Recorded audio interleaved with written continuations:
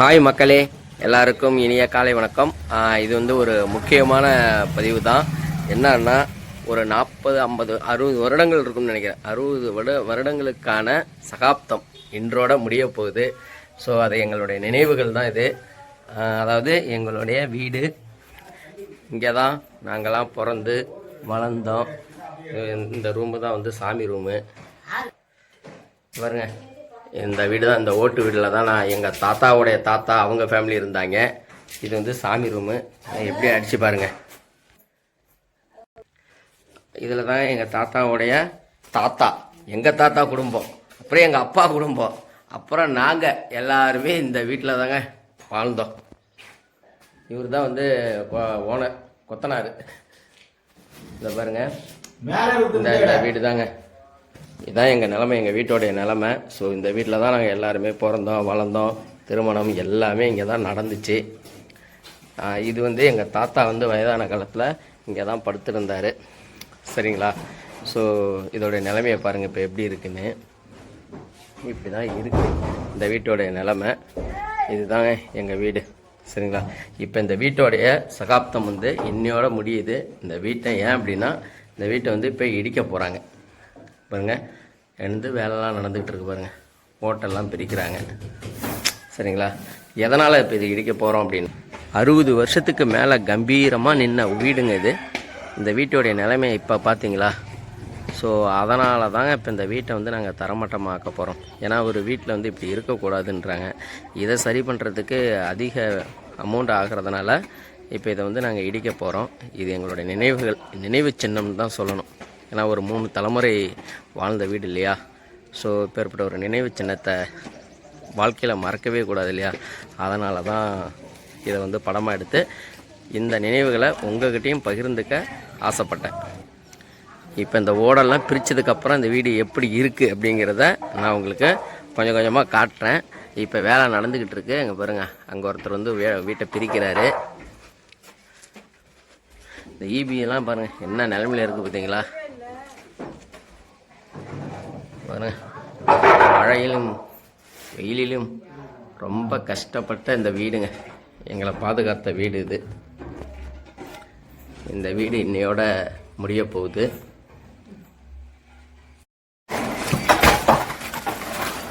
சட்டம் இல்லாத கட்டடம் மாதிரி நிற்கிது பாருங்க. ஓடு எல்லாமே முடிஞ்சிருச்சு. எப்படி இருந்த கட்டடம் இப்போ எப்படி ஆயிடுச்சு பாருங்க மக்களே. இனி இந்த இடம் எப்படி இருக்க போகுதோ.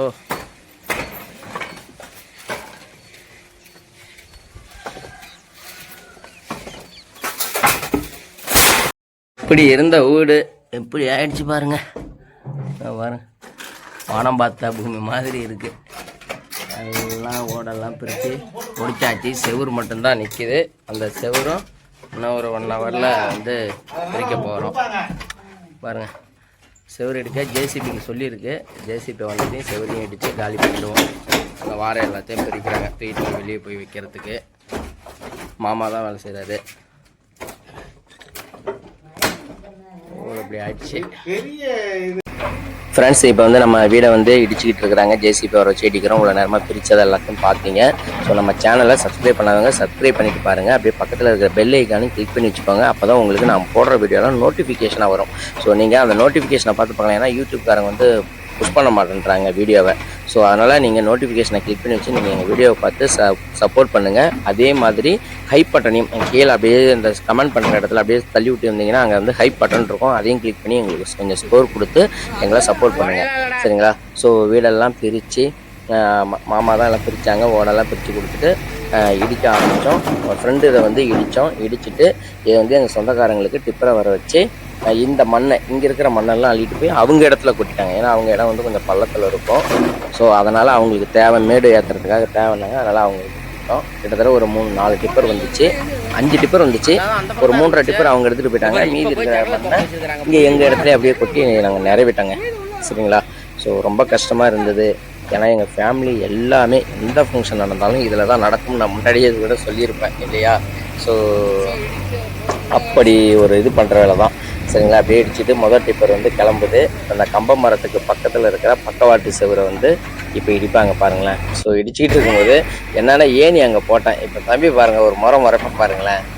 பாருங்கள் இப்போ முறைப்பேன் பாருங்களேன். ஏன்னா அந்த ஏணி வந்து போயிடுச்சவர் ஒரு முறை முறைக்கிறான் பாருங்கள். ஏன்னா அந்த ஏணியை நான் அந்த சந்தில் வச்சேன். அது இடிக்கும் போது எடுக்கணும்னு நினச்சேன், எடுக்க மறந்துட்டேன். ஏணி உடஞ்சிருச்சுன்னு நினச்சான். பட்டு அவர் லாபகமாக தான் பண்ணார். ஏணி உடையலை. ஏன்னா அந்த ஏணி கடன் வாங்குறது ரொம்ப கஷ்டமாக இருக்குங்க கிராமத்தில். இப்போ பாருங்கள் ஓட்டை பிரித்தவங்க அந்த ரீப்பரெல்லாம் எடுக்காமல் விட்டுட்டாங்க. அது அதுலேயே வச்சுட்டு போயிட்டாங்க. அதுக்கு வேறு திட்டு. ஏன்னா பக்கத்தில் நான் தானே இருந்தேன்.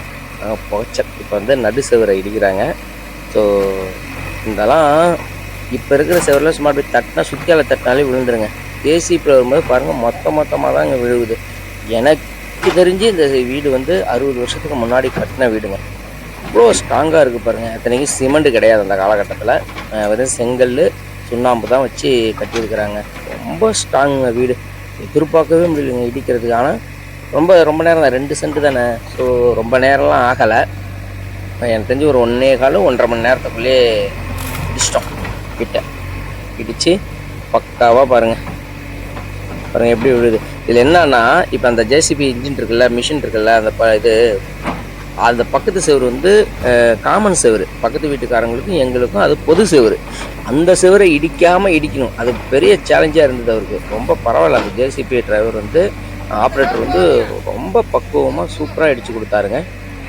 நான் எதிர்பார்க்கவே இல்லை. ஏன்னா எப்படியும் அங்கே டேமேஜ் ஆகிடும்.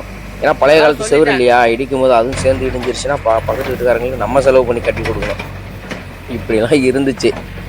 அதே மாதிரி இந்த கம்ப மரம் அப்படி தான். ஸோ வீட்டு பக்கத்துலேயே கம்ப மரம் இருந்தது. செங்கல்லாம் இன்னும் அப்படியே இருந்ததுங்க. எப்படியும் நாங்கள் ரெனோவேட் மட்டும் பண்ணியிருந்தாலே இன்னும் 50-60 வருஷத்துக்கு இந்த வீடு தாங்கும் போலங்க. அவ்வளோ ஸ்ட்ரென்த்தாக இருந்தது அந்த செவரு இடிக்கும் போது. நீங்களே பார்த்துருக்கீங்க, தனித்தனியாக விழுந்ததா பார்த்தீங்களா? இடிக்கும் போது அப்படியே மொத்தமாக தானே விழுந்துச்சு. அதேமாதிரி எங்கள் வீட்டில் ஒயரிங்கும் சரி, நான் வந்து 1998 97 ஒயரிங் பண்ணிச்சுங்க. இப்போ எத்தனை வருஷம்னு கணக்கு பண்ணி பாருங்கள். அந்த ஒயரு சுவிட்ச் பாக்ஸு எல்லாம் பக்காவாக இருந்ததுங்க. அப்புறம் ஒரு முக்கியமான தகவல் மக்களே, வீடு ரினோவேட் பண்ணுறீங்களா இல்லை இடிக்கிறீங்களோ, எது இடிச்சிங்க அப்படின்னா இடிச்சுட்டு கட்டுற மாதிரி இருந்தால் ஃபஸ்ட்டு உங்களுடைய வீட்டில் இருக்கிற பழைய ஓல்டு மீட்டர் இருக்கு இல்லையா, அதை நீங்கள் எக்காரணத்தை கொண்டும் யாராவது சொல்கிறாங்கன்னு சொல்லி கேட்டலாம் கையை வச்சிடாதீங்க. கையை வச்சிங்கன்னா 1 லட்ச ரூபாய்க்கு மேலே ஃபைன் போடுறாங்க ஈபிக்காரங்க. இப்போல்லாம் வந்து விசிட் பண்ணுறாங்க பாருங்கள். செவரு கம்பீரமான செவரு பாருங்கள் எப்படி விழும் பாருங்கள். அப்படியே புகைச்சல்லாம் தெரிக்குங்க அது விழும்போது. ஸோ பயங்கர அது பாருங்களேன். செவரு வந்து தனித்தனியாக விழாது, அப்படியே பத்துன்னு விழும் பாருங்கள். பாதியாக விழும் பாருங்கள். அப்புறம் எப்படி இழுக்கிறாரு பாருங்கள். எப்படி விழுந்து பார்த்தீங்களா? செம்மையாக இருந்ததில்ல. அப்புறம் சொல்ல மறந்துட்டேன். அந்த ஈபிக்கு வந்து போய் நீங்கள் இன்டர்நெட்டில் உங்களுக்கு தெரிஞ்சால் பண்ணுங்கள். இல்லைனா அவங்க வந்து ஒரு 100 ரூபா பத்திரமோ 500 ரூபா பத்திரத்தில் எழுதி அப்ளை பண்ணணும்.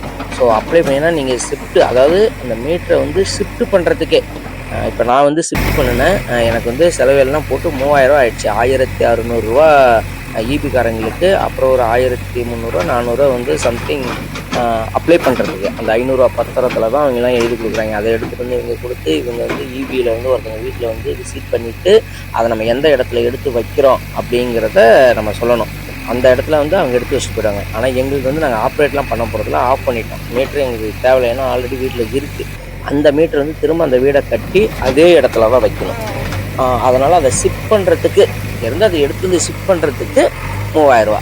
திரும்ப நம்ம வீடு கட்டும் போது திரும்பவும் போய் ஈபியில் வந்து அப்ளை பண்ணணுமா. திரும்ப அது ஏன் அப்ளை பண்ணால், அப்போ வந்து இப்போ வந்து நமக்கு 100 யூனிட் ஃப்ரீ, கரண்ட் பில் கம்மியாக இருக்குல்ல, அப்போ வீடு கட்டுறோம் எங்கள் மீட்டரை திரும்ப அந்த இடத்துல வைங்க அப்படின்னோம்னா அது கன்ஸ்ட்ரக்ஷன் அப்படின்னு சொல்லி ஏதோ ஒன்று சொல்கிறாங்க. கன்ஸ்ட்ரக்ஷனில் வந்து அதை பில் பண்ணுவாங்க. அப்போ வந்து மீட்டர் வீடு கட்டி முடிக்கிற வரையும் இது வந்து கரண்ட் பில் வந்து கொஞ்சம் அதிகமாக வரும் அப்படிங்கிற மாதிரி சொல்கிறாங்க. அப்போ ஒரு 3000 ரூபா நம்ம ஸ்பெண்ட் பண்ணணும். சரிங்களா? இதுக்கப்புறம் வீடை கட்டி முடிச்சதுக்கப்புறம் அது நார்மல் ஹோம் மீட்டராக மாற்றணுமா. அதுக்கு அப்ளை பண்ண தேவையில்ல. அது எக்ஸ்ட்ரா காசெல்லாம் எதுவும் இல்லை அப்படிங்கிற மாதிரி தான் ஈபி ஆஃபீஸில் சொன்னாங்க. இது எங்கள் ஊரில். உங்கள் ஊரில் எப்படி வாங்குறாங்கிறத கமெண்டில் தெரிஞ்சால் கமெண்ட் பண்ணுங்கள். ஆனால் எக்காரணத்தை கொண்டும் நீங்களாக பர்சனலாக ஒயரை கட் பண்ணி இது பண்ணிடாதீங்க. எங்கள் ஊரில் ஒருத்தங்க சிக்கி அவங்களுக்கு வந்து 75,000 ரூபா ஃபைன் போட்டதா கேள்வி. அதுக்கப்புறம் தான் நாங்கள் பரவாயில்ல 3000 ரூபா போனாலும் பரவாயில்லன்னு சொல்லி நாங்கள் பண்ணணும். இப்போ பாருங்கள், அந்த தகரம் போட்டுருக்கு பார்த்தீங்களா, அந்த வீட்டை நாங்கள் இடிக்கலை. இப்போ நாங்கள் அந்த வீட்டில் தான் இருக்கிறோம். சரிங்களா? ஏன்னா அது இப்போ அதையும் இடிச்சிட்டோம்னா நம்மளால் தங்குறதுக்கு இடம் இருக்காது இல்லையா. அதனால் வந்து இப்போ வந்து இதை மட்டும்தான் இடிச்சிருக்கிறோம். ஸோ இடிச்சிட்டு பக்கத்தில் இருக்கிற செவரு எல்லாத்தையுமே இடிச்சிட்டு இப்போ இதுக்கு முன்னாடி இப்போ என்னென்னா கீழே வந்து 2 பேர் இருக்கிறோம் ஆல்ரெடி. இப்போ அது வந்து என் வீடு சின்னதாக இருக்கிறதுனால நாங்கள் பிளான் பண்ணுறோம். தம்பி இன்னும் ஒருத்தர் வெளியில் இருக்கிறார், அவரெல்லாம் வந்ததுக்கப்புறமும் இன்னொரு தம்பி மெட்ராஸில் இருக்கிற 2 பேர், அவங்க எல்லோரும் வந்து 4 பேர் உட்காந்து பேசி கீழே 2 பேர் மேலே 2 பேர் தங்குற மாதிரி தான் பிளான் பண்ணியிருக்கிறோம். ஏன்னா வீடு வந்து ரொம்ப சின்ன வீடு, எங்களுக்கு இடம்லாம் எங்களுக்கு காடு கிடையாது, இடம் கிடையாது. இருக்கிற அந்த ஒரு இடத்துல தான் நாங்கள் எல்லோரும் இருந்தாகணும். என்ன பண்ணுறது, ஏன்னா எங்களுக்கு நாங்கள் பங்கு கூட பிரிக்கலைங்க. எங்கள் அப்பா, எங்கள் சித்தப்பா அவங்க 2 பேர், அப்புறம் நாங்கள் 3 பேர், சித்தப்பா பையன் அவங்களும் என் தம்பி தான், மொத்தம் 4 பேர். இந்த மாதிரி எத்தனை பேர்த்துக்கு குடும்பம் அமையும்னு தெரியலைங்க. எனக்கு விவரம் தெரிஞ்சதுலேருந்து இன்ன வரையும் நாங்கள் ஒற்றுமையாக தான் இருக்கிறோம். சரிங்களா? ஸோ ஒரு வழியாக எல்லாத்தையும் முடித்து ஃபைனலாக இப்படி வந்துருச்சுங்க எங்கள் வீடு. ஸோ இதெல்லாத்தையும் நிறவி சமப்படுத்தி முடிச்சிட்டோம். ஸோ உங்கள் ஃபேமிலியில் இந்த மாதிரி கூட்டு குடும்பமாக ஒற்றுமையாக இருக்கிறீங்களா அப்படிங்கிறத கமெண்ட் பண்ணுங்கள், நானும் தெரிஞ்சுக்கிறேன்.